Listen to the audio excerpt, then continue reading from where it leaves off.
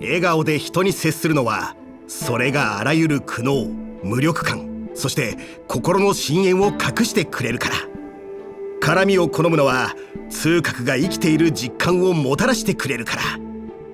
世間は妖精軍の上昇を称えるが、どんなに優れた医術でも死は拒むことができないのだと彼は知った。天撃将軍を治療するため隠居をやめたのは何より彼自身のためだった。彼こそ今回の一手請求の主役、昇級だ。それではもう一人の腹心、モゼさんに登場していただこう。もう一人の腹心、モゼさんに登場していただこう。モゼさん、遅刻？今回ってゲスト呼んだっけ？いる。どちらに？ここだ。ようこそ。って降りて、ゲストがいないって思われる。昇級は虚無の運命を歩む炎属性のキャラクターだ。異色同源、九宮格式火鍋役の考案者でもある。通常攻撃、戦闘スキル、または必殺技で敵を攻撃すると確率で精進状態を一層付与する。精進状態の敵はその総数によって火ダメージがアップし、さらに燃焼状態とみなされ、ターンが回ってくるたびに昇級の攻撃力に応じた炎属性ダメージを受ける。精進状態は総数に上限があり、一定ターン継続する。いると場が熱い。通常攻撃では扇を振り、敵単体に自身の攻撃力に応じた炎属性ダメージを与える。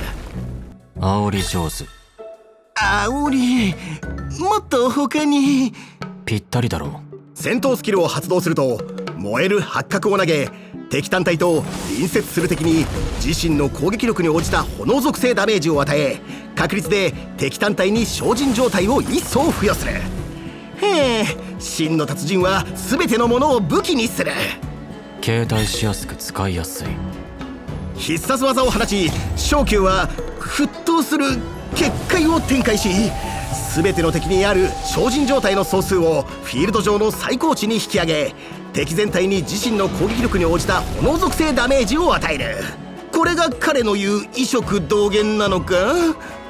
九宮格、あいつが開発した火鍋薬だ。風によく効くぞ。結界の中にいる敵は受ける必殺技ダメージがアップし、行動すると確率で精進状態を一層付与される。結界は一定ターン継続する。料理人も医者も火が大事。火に油を注ぐのが好きなんだ。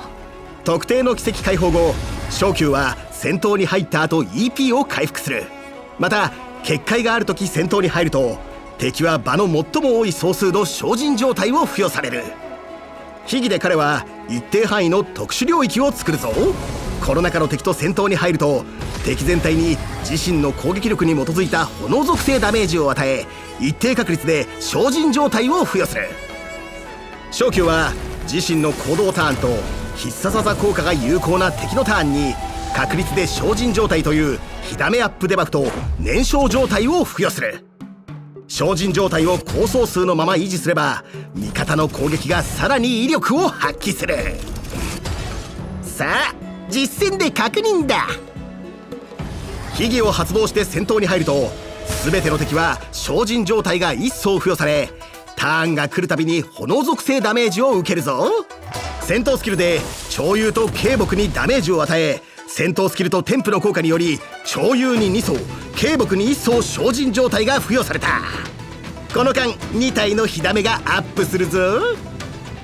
必殺技で軽木の精進状態の総数を強制的に場の最高総数に上げ結界を展開。敵全体にダメージを与えた。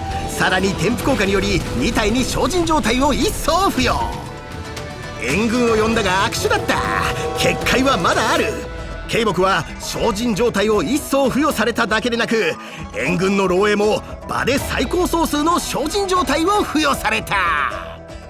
超幽も行動し、昇級の結界の影響で精進状態を一層付与された。これで全員お揃いだ。EP 満タンの開拓者がついに行動し、タ仮想の精進状態により敵の被ダメージが大きくアップ。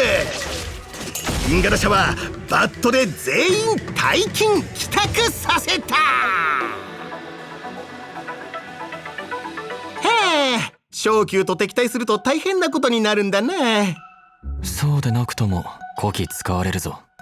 抜け目のない糸目だ。モゼさんからの評価を聞いても。そうだな。少々は老若を尊び仲間とも団結する。辛抱で美男子。明るい性格で高名盛大。料理がうまく、特に辛い料理は絶品。かっこ医術の話はしない。かっこ閉じる。それは昇級が用意してくれたセリフだ。